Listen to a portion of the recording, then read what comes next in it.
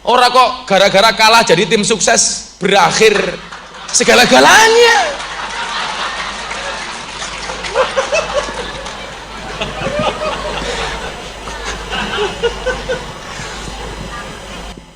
Gus Kausar matur, "Bah, Gus Miftah niku lek diundang pengusaha pejabat bah larange ra umum. Miturut Abah pripun?" Jawabane Yai Dah niku napa? Iya Zin. Ra'aitu ahaqul haq haqqul muallim. Hak yang paling hak kuwi hake guru. Kudu ana santri NU yang punya pola kaya Gus Miftah. Sehingga santri-santri itu punya optimisme, ternyata jadi mubalik NU ki iso keren. Iso larang. Awalnya Gus Lame, saya itu pernah Pak, ini terakhir ya, sudah jam 2 soalnya. Jam saya itu sejak pemilu isinya 2 semua.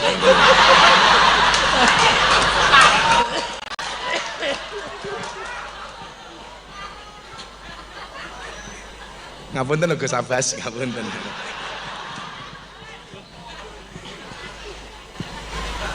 Saat itu saya diundang sama anggota DPR, dia pengusaha batu bara. Di rumahnya, acara syukuran, ngaji sama dangdutan, Pak. Sampean ki lucu. Penyanyi dangdut mau nyanyi 5 lagu tok, buka titik jos. 150 juta. Kiai kamu undang membangun moralitas, pencitraan kamu sebagai seorang pejabat, mau sangoni separuh nih, kuwi radil, Pak. Saya bilang, kalau begini cara pejabat pengusaha memperlakukan ustadz, lebih menghargai penyanyi dangdut dibandingkan dai, maka anak-anak Indonesia selamanya bercita-cita pengen jadi artis, tidak pengen jadi kiai. Tahun 2006 awal Gus Dur bilang begini sama saya, "Kowe mulya.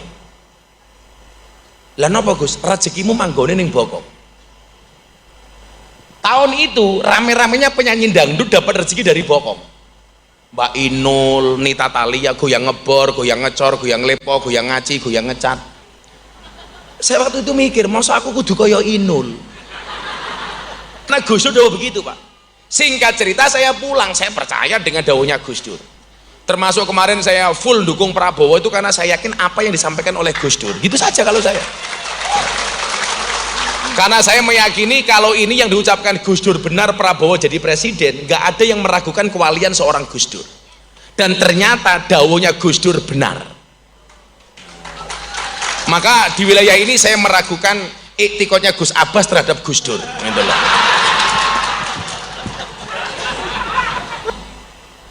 Manusia punya masalah, Allah punya solusi.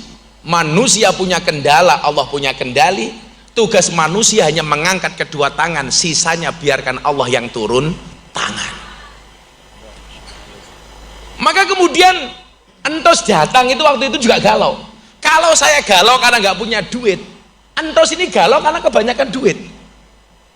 Tahun 2008 entos itu tarifnya sudah 150 juta wayangan itu Pak. Dia diundang wayangan itu semalam suntuk 150-200 juta. Sementara kalau kita pengajian Gus bar diamplopi, kuwi mlipir ning toilet, ngapunten toiletnya pundi.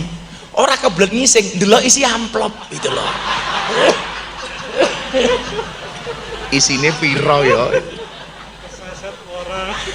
Ndelalah nyuweke terlalu semangat, duitnya katut kesuwek. Saya itu pernah Pak umrah tahun 2017, saya mangkat umrah niku Kiai, niku banci kabeh. Tapi ndalah manut karena majelis kelaminnya masih laki-laki. Akhirnya Gus mangkat nginep teng hotel Dalla Taibah, pintu 25 Masjidil Nabawi. Begitu ning kamar Gus, ono banci sisi sing kisruh. Bah, aku nggak mau sama dia sekamarnya, maunya sama siapa? Sama Abah. Moh, aku ngono. Aku zizi, aku ngono. Begitu sampai Hajar Aswad, Bismillah Allahu Akbar, bancinya histeris ndelok Ka'bah. Bismillah Allahu Akbar. Muah, muah, muah. Aduh. Askar niku lho minggir Pak askare. Wedi karo banci-banci kuwi.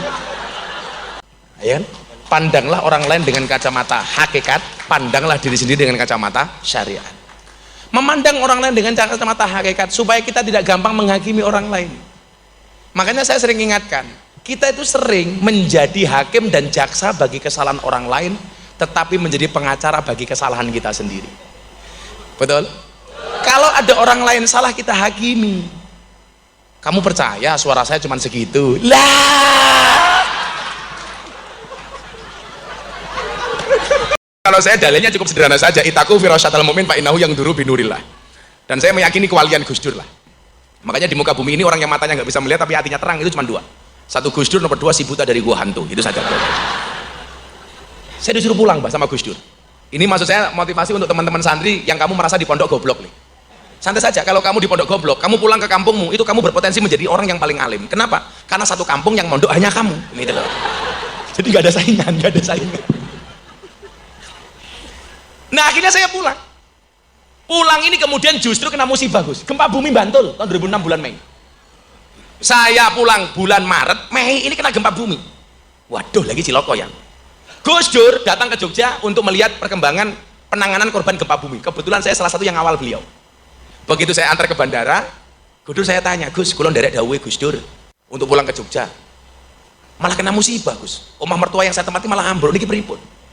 Gus Dur jawab, ya sabar. Gitu dong, ya sabar. Tak, kula matur, sabar niku wonten watese napa mboten Gus? Sabar iki ra duwe wates. Sing duwe wates mung kulon progo. Wali dilawan ki repot kok ini guys. Kayak pas gempa bumi niku takoni wartawan, Gus kenapa Bantul bisa gempa bumi?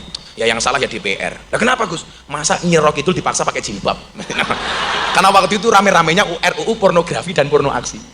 Gempa bumi Bantul itu. Makanya kemarin pas saya ngaji di Lampung itu viral gara-gara katanya di belakang saya ada penampakan Nyi Ro Kidul. Kan rame nih. Saya takoni wartawan, gimana Gus? Katanya ada Nyi Ro Kidul ke pengajian Gus Miftah. Ya mungkin karena prediksi Gus Dur dulu itu Nyi Ro Kidul pakai jilbab, saya bilang gitu. Itu benar Gus ya, saya nggak tahu. Kalau toh benar ya saya bersyukur. Alhamdulillah Nyi Ro Kidul sudah bertobat gitu tahu. Siapa tahu tahun depan itu Gus Lame diundang pengajian Nyi Ro Kidul di Segoro Kidul kan.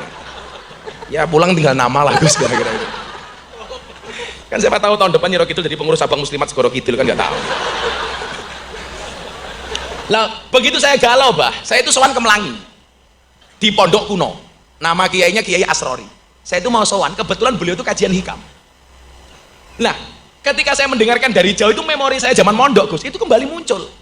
Saat saya galau dengan ekonomi dan maisha saya. Di situ Mbah Kiai Asrori itu baca kitab hikam, makalahnya tentang ini. Ijtihadu kafi maduminalaka wa taksiru kafi matuliba minka. Dalilun alang timasil basiroti minka. Yang saya dulu nggak pernah diajarkan sama kiai saya, cuma dengar dari kandang. Itu kembali memori saya ingat gara-gara kiai ini ngaji itu, Pak. Ijtihaduka fi maduminalaka. Kesungguhanmu di dalam mengejar sesuatu yang telah Allah jaminkan untukmu. Wa taksiruka fi matuliba minka. Dan kelalaianmu terhadap akhirat yang belum dijaminkan untukmu. Dalilun alang timasil basiroti minka. Itu adalah tanda-tanda telah mati mata batinmu. Kulo nangis Pak krungu itu. Dunia yang telah Allah jamin kita kejar mati-matian, sementara akhirat yang tidak ada jaminan kita tidak kejar mati-matian, kita lalai. Kalau bahasa saya apa? Dunia sesepele ini tapi kita selelah ini, sementara akhirat seserius itu kita selalai ini. Kalau bayangin ngeten, kita itu lucu naik pesawat yang tidak kenal dengan pilotnya, tidak ngerti dengan pramugarinya. Naik pesawat kita nyaman, apapun yang diperintahkan sama pilot dan pramugari kita manut. Mau terbang disuruh pakai sabuk, manut. Buka jendela, manut. Kursi, sandaran kursi ditegakkan, manut. Adalah cuaca jelek, cuaca sedang jelek, tolong Bapak Ibu jangan ngising dulu, manut. Loh, sing pernah numpak pesawat nih. Kalau cuaca buruk kan kita nggak boleh ke toilet ya. Kita manut, padahal nggak kenal dengan pilotnya, nggak kenal dengan pramugarinya. Tapi lucunya apa? Kita hidup di dunia yang tahu dan kenal siapa pemilik dunia. Kita nggak pernah aman, nggak pernah nyaman, nggak pernah manut. Naik pesawat yang nggak kenal pilotnya kita manut, ayem, nyaman, damai, tentram. Kita hidup di dunia yang kenal dengan pemilik dunia, kenapa kita tidak bisa nyaman? Dalilun alang timasil basiroti minka. Niku akhirnya Gus, kulo gelem ngaji meneh. Wis tak telateni, aku ngaji meneh. Mungkin ini yang dimaksud Gus Dur, rezekiku manggone ning bokong. Akhirnya bener. Tahun 2008 saya dapat tawaran dari LaTV yang sekarang ganti menjadi TV One. Apa Bu? Allah sok Inggris. Saya waktu itu dapat job di TV itu apa Gus? Grebek sahur LaTV. Ini pertama kali saya mulai kenal-kenal dengan artis-artis waktu itu. Ya mungkin cara Allah bagaimana ada generasi muda NU yang mau ngaji sama artis, caranya seperti itu. Tapi kemudian apa? Selesai Ramadan, saya memutuskan nggak ngaji di TV lagi. Problemnya apa, Pak? Bukan masalah bayarannya, Gus.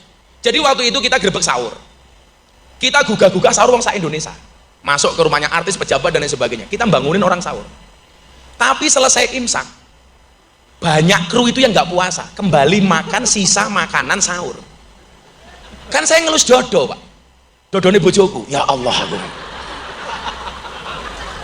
Ini kita membangunkan orang sahur untuk puasa, sing gugah ora poso. Saya malu, Pak. Itu sama dengan penggali kubur. Ada orang mati, kita minta penggali kubur untuk menggali liang kubur. Begitu jenazah datang, dimasukkan ke dalam liang kubur, selesai dimakamkan, dibayar. Tuan rumahnya, ahli waris almarhum nangis-nangis, sementara penggali kuburnya di pinggir jalan ngitung bati. Saya menggambarkan seperti itu, Gus. Akhirnya saya putuskan, aku kurang ngaji nih TV tahun 2008. Nah, saat kemudian saya galau dengan asa saya kembali ke pondok ini. Delala sing diwaca niku napa, Gus? Ma tawaqafa matlabun anta tolibu bi rabbika wala tayassara matlabun anta tolibu bi nafsika. Saya langsung kayak dikampleng raiku, Gus. Tidak akan pernah terhenti sebuah permintaan ketika kamu sandarkan permintaanmu hanya kepada Tuhanmu, dan tidak akan pernah menjadi mudah sebuah permintaan ketika kamu percaya dengan kemampuanmu. Kita itu galau karena nggak percaya dengan Allah. Maka kemudian saya punya quote, manusia punya masalah, Allah punya solusi. Manusia punya kendala, Allah punya kendali. Tugas manusia hanya mengangkat kedua tangan, sisanya biarkan Allah yang turun tangan. Maka kemudian entos datang itu waktu itu juga galau. Kalau saya galau karena nggak punya duit, entos ini galau karena kebanyakan duit. Tahun 2008 entos itu tarifnya sudah 150 juta wayangan itu, Pak. Dia diundang wayangan itu semalam suntuk 150-200 juta. Sementara kalau kita pengajian Gus bar diamplopi, kuwi mlipir ning toilet, ngapunten toiletnya pundi. Ora keblek ngising, delok isi amplop gitu loh. Isine piro ya? Saset ora. Delalah nyuweke terlalu semangat, duitnya katut kesuwek.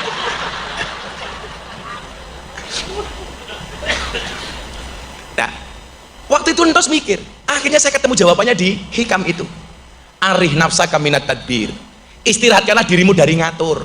Wong uripi rasa kakean ngatur, wong uripi wis ana sing ngatur, menungso sak madion dari aturan. Maka dari situ kemudian saya kembali semangat hidup. Jadi kalau adik-adik santri melihat sekarang kesuksesan Gus Miftah, yang perlu kamu ingat satu, nah, orang sukses itu melewati banyak proses, sementara orang gagal banyak protes.